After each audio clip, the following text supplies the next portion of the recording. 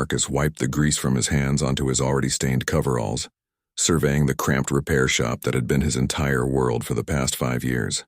The sign outside read, "Chen's Repairs, we fix anything," though lately it seemed nobody needed anything fixed. Not in the gleaming sectors of New Terra Station, where the wealthy aliens could simply print new devices from molecular assemblers. Down here in Sector 7, the forgotten corner of humanity's first interstellar colony, things were different. Here people, mostly humans, made do with what they had. The bell above the door chimed, and Marcus looked up to see a small figure struggling to push something through the entrance. It was a Valorian child, her iridescent purple skin catching the dim fluorescent light. She couldn't have been more than 8 cycles old, her large eyes glistening with what Marcus recognized as tears, apparently a universal constant among species. "Please, sir," she said in accented standard, her voice trembling. "My bicycle is broken. Can you fix it?" Marcus walked over and examined the vehicle. It was a beautiful piece of engineering, Valorian design with its characteristic flowing lines and anti-gravity stabilizers. One of the stabilizers had been crushed, likely from a fall.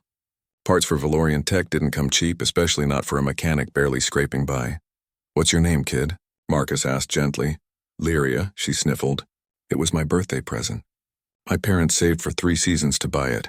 Marcus's heart sank. He knew that feeling, the weight of something precious broken, the fear of disappointing those who sacrificed for you. He looked at the bicycle again, then at the small alien girl whose hope was rapidly fading. "I can fix it," he said, making a decision that his empty stomach would probably regret. "Come back tomorrow afternoon. How much will it cost?" Lyria asked, her voice barely a whisper. Marcus thought of his own daughter back on Earth whom he hadn't seen in 3 years because he couldn't afford the transport fees. He thought of all the times someone had shown him kindness when he had nothing to give in return. "No charge, kiddo. Just promise me you'll wear your helmet next time." Lyria's eyes widened, their luminescence increasing, a Valorian expression of joy. She hugged his leg quickly before running out, leaving Marcus alone with an expensive repair and no way to pay for the parts he'd need. That night, Marcus worked by the light of a single lamp, cannibalizing parts from broken human devices, jury-rigging solutions that would have made his engineering professors weep. He didn't have a proper Valorian stabilizer, but he understood the principles.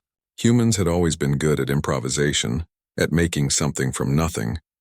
By dawn, the bicycle was whole again. Better than whole. Marcus had reinforced the frame with a titanium alloy weave and recalibrated the stabilizers for better balance. It wouldn't fly as smoothly as a pure Valorian design, but it would be stronger, more resilient. Human engineering at its finest, not elegant but nearly indestructible. Lyria returned that afternoon with her parents. The father, a tall Valorian with the bearing of someone important, examined the bicycle with obvious surprise. "This is remarkable," he said, running his fingers over the repairs. "You've enhanced the structural integrity by 40%. The stabilizer configuration is completely novel, crude by our standards but incredibly effective." He looked at Marcus with new respect. "What is your name, human?" "Marcus Chen, sir. I am Executor Velthar, Director of the Valorian Engineering Consortium."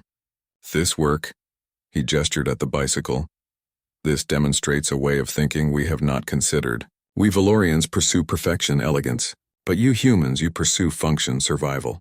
There is wisdom in that," Marcus shrugged. "We make do with what we have." Velthar's expression shifted to something Marcus couldn't quite read. "My daughter tells me you asked for no payment. Why?" "Because she reminded me of someone," Marcus said simply. "And because sometimes kindness is all we have to give." The executor was silent for a long moment. "The consortium has been searching for a new perspective on an old problem. Our ships are beautiful, efficient, but fragile.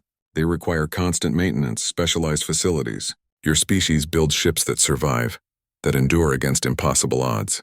We need that knowledge." He produced a crystalline card from his coat. "Come to this address tomorrow. I am offering you a position as chief consultant for human-alien integrated engineering." "The salary is substantial."